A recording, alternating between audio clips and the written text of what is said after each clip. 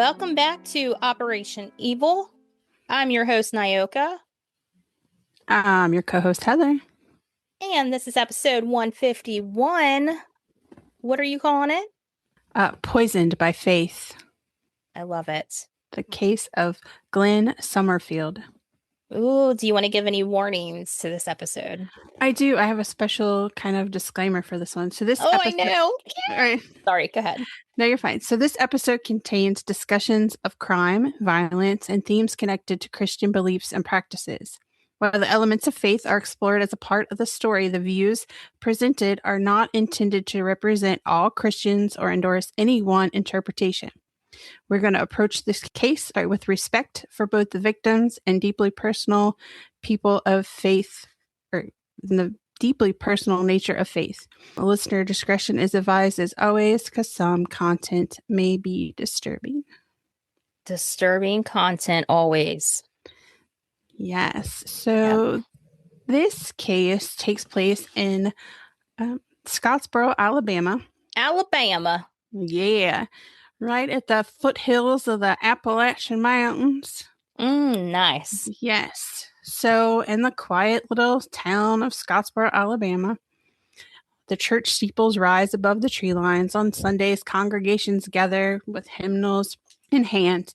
And it was here in the late 1980s and early 1990s that one of the most shocking and unsettling cases unfolded. This is the story of Pentecostal minister Glenn Summerfield. Summerford. Is it Field or Ford? I don't know. It looks like we're both in the same boat with names lately, though, right? Well, I have one place and one another. So I'm so sorry. Are you fact checking yourself right now? I'm going to fact check myself because, I can spell check doesn't know whether I'm spelling it wrong if I don't spell the same thing. It is Summerford. I apologize. Ford.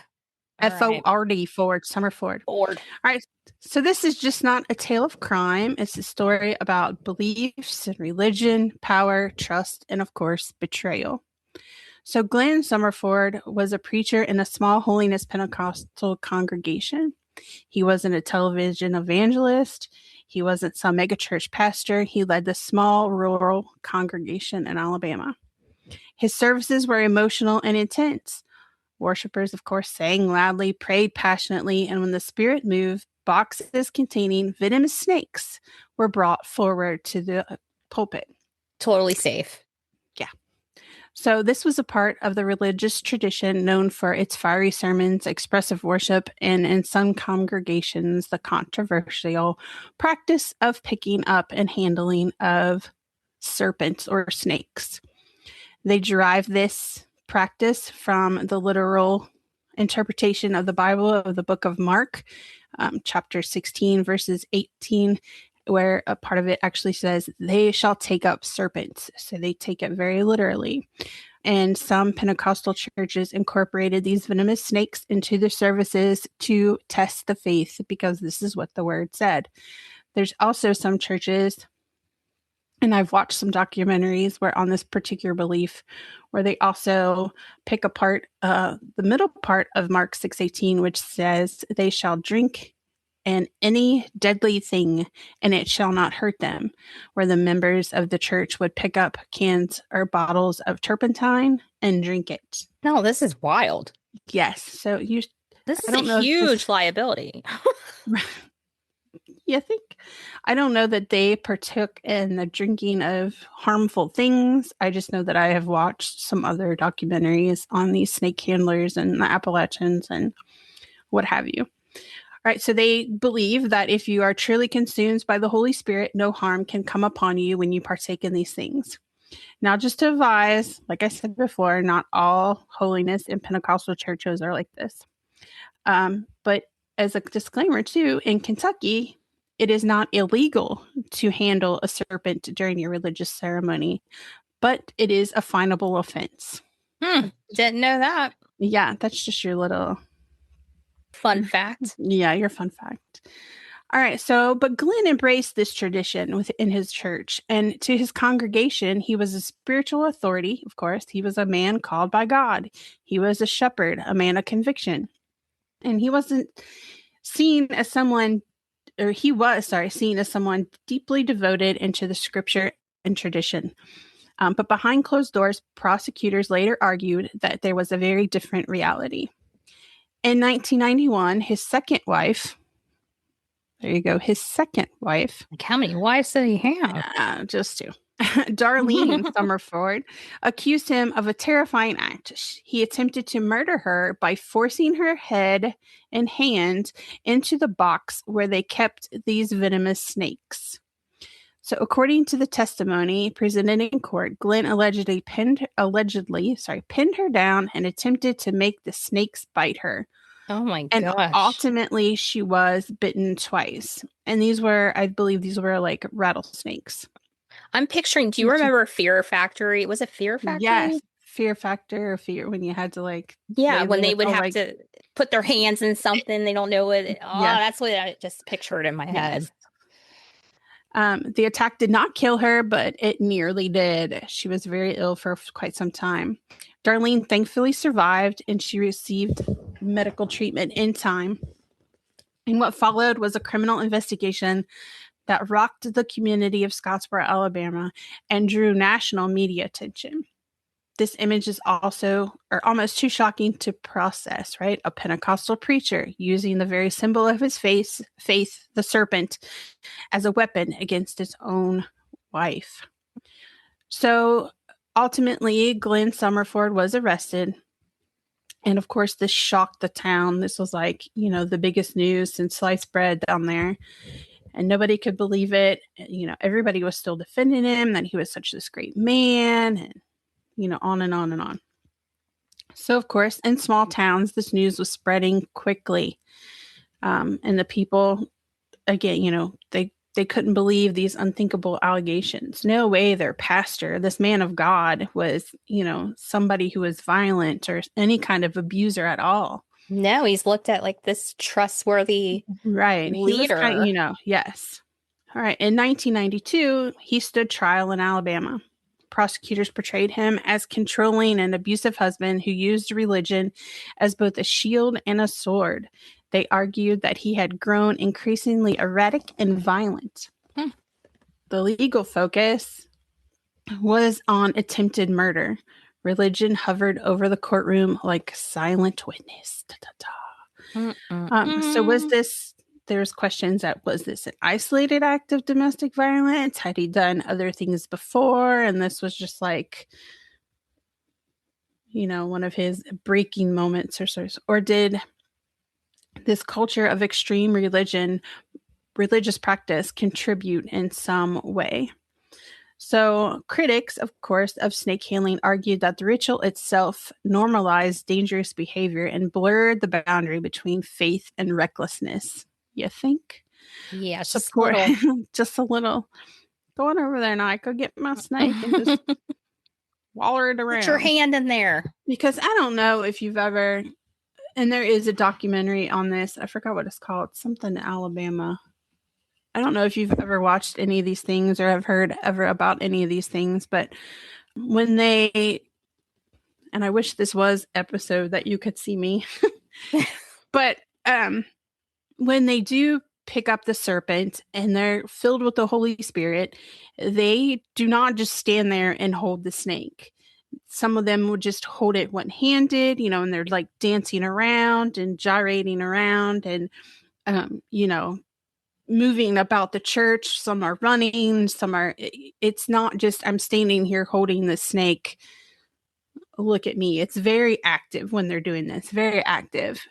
So people were, of course, yeah, like trying to say that if he did commit this crime, it wasn't a personal failing on his part, that he must have been told by God to do it. It's kind of Oh what my gosh, people believe some people were anything. saying. Yes. So, and they were saying that as he needed to test her faith. Like her faith was not where it should be. So yeah, that's kind of how. So under the First Amendment, of course, of our laws protect the religion. However, freedom does not shield individuals from criminal prosecution when harm occurs, right? So this case was intensified, and it started to bring about this awareness that these things do happen, that this is a true, like, this isn't the only church in the United States that does this. People were coming out saying that, yes, we do this. And it actually, around this time, around the late 80s and early 90s, because the news did spread and the story was spreading across the nation, national media had caught a hold of it. It's kind of when like Lifetime movies and um, all that were kind of like taking off. If you Yeah. kind of you remember, and like things, so there were lots of After quote school unquote people specials. making backwoods documentaries and going deep into the hills of Appalachia to find these churches on purpose. And there was one documentary I remember watching where a guy went with the people up into the woods to find the snakes. So it's not like they just raised these snakes and they were friendly pet, you know what I mean? Because, if you do raise, I mean, it's still a wild animal, but they're more used to humans and they're used to being touched. It's like, no, they would use these snakes for 3 or 4 weeks and then discard them and go get a fresh batch so Oh that my they gosh. were and then some of them did make a living off of milking them for the venom to use for anti-venom, which, hello, if you're going to do that, you might as well have your anti-venom ready, because I don't know if you've ever been in the hills of eastern Kentucky or West Virginia, but it's not like there's a hospital at every exit. No, Or it's there, definitely not. yeah, you cannot get to a hospital quickly. All right, so anyway, so yeah, they're struggling with with this, saying that that's not his character, and this and this and this. He would never do such a thing. I know him. Right. So again, this national conversation started talking about how far can your religious liberty extend and where does public safety come in and when should government intervene, and then the whole church versus state, all these kind of conversations started to happen. Yeah. So the defense was suggest that there's inconsistency in Miss Darlene's account and question her credibility. I'm thinking, if I have poisonous venom in my system and I'm trying to survive, and I know there's some venoms, and people can correct me on this if I'm wrong, but they like can start to make you delusional. Is that, what I mean? And Yeah. because then you got bit, and they say try not to get excited or worried because it'll make your heart beat faster and that'll pump the venom through you faster. Well, I just Yeah. got bit by it. Yeah, I easier think the said than first thing you're done. going to do is It's panic. like, yeah, or suck out the poison, some people say. No, Yeah. no thanks. So yeah, so they were saying that her stories were inconsistent, and I'm thinking, I'm pretty sure if you get bit by a snake, you get bit by a snake. Right. Like, if my husband forced me in there. But anyway, so in 1992, he was convicted of attempted murder. The sentence was staggering. How long do you think? He was Attempted convicted. murder. I'm gonna say 10 years. 99 years with Wow. additional time added on for assault, which put his grand total in prison to 129 years behind bars. Wow. What would he have got if he actually murdered her? I don't know. I didn't see anything like that. Wow. So the case again, like I said, was echoing far beyond Alabama. It was, debates were still happening about these practices, of whether the rituals blur the lines of religion and public safety. And many people were unfamiliar with this branch of the Pentecostal church, and the trial was their first exposure to it, and kind of made a little boom for the Appalachian Mountains, actually. But at the heart of this story was not the story about religion or theology. It's the story about the broken trust in an intimate space. So I want to know how many members of this church died from snake bites. that's a good question, but I did not look that up. I know there's been significant, and they just chalk it up to, they say that religion says if you're taking up the serpent in the spirit, because you're not supposed to take it up unless the spirit tells you to. So when you go and you take it up, if you take it up and you're not in deep faith and your faith is not deep, then that's, and you get bit and then you will die. Then it's justified. Mm-hmm. I So, see. yeah. All right. So what makes this case especially haunting is the symbolism. So in Christian scripture, and I don't mean to get all religious on everybody, but just kind of a full A circle moment backstory. here. Yeah. Yeah. So if you're familiar with the Bible in Genesis, we know that the serpent can be a sign of both faith and temptation, right? So in Summerford's church, the snake represented the divine protection. In Darlene's testimony, it became an instrument of terror, right? Examples of the serpent and faith and temptation. So the sign of faith, as God commanded Moses, if you're familiar with the story of Moses, but he parted the Red Sea. But before that, the Egyptians were being tested and they were being sent signs of plagues, 10 plagues. And one of the encounters that Moses has with the Egyptian Pharaoh and the Pharaoh's people, like guards and whatever, they have wizards and magicians. And the story is that one of the Pharaoh's magicians turns a stick into a snake. And so, to prove that God is God, Moses and his staff that he does use to part the Red Sea, God turns his staff into a serpent. But then God turns the serpent back into the staff where the Egyptians could not do that. So, and it was to show the Egyptians that God was more powerful than the Egyptian gods. So, of course, and then the serpent was in the Garden of Eden with Adam and Eve, and he tempts Eve to eat of the tree and take the fruit. He didn't actually, what the temptation was, is he told her, God didn't really tell you not to eat it. He's just afraid if you eat it that you'll become more powerful than he is. So that's kind of where the snakes fit in. So there's a snake of faith, when Moses commands it, and then there's the one where the snake enters the garden and I wonder if they stopped lies to using these snakes after this the guy was particular sentenced. church. Yeah. I'm not sure, but I do know that they are still in existence. Really? These churches. Huh. Mm-hmm. Interesting. Mm-hmm. All right.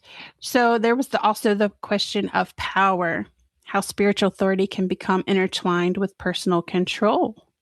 So when a preacher commands his congregation to trust, that authority can extend into private life. A lot of people put their trust into their pastor, telling them the problems. What should I do about this? What should I do about that? Financial situations, abusive situations, all that. So in this in abusive relationships, power often hides behind respectability. So no, like you said, no, not my pastor, no, not my boss, no, not my whatever. Mm-hmm. So in this case, the pulpit may have provided his cover. So Glenn Summerford remained incarcerated until just recently he passed away.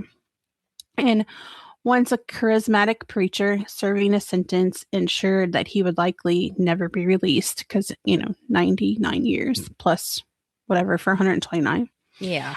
So the small church community he once led has long since faded from the headlines, but the case remains one of those crazy and disturbing intersections of religion and crime.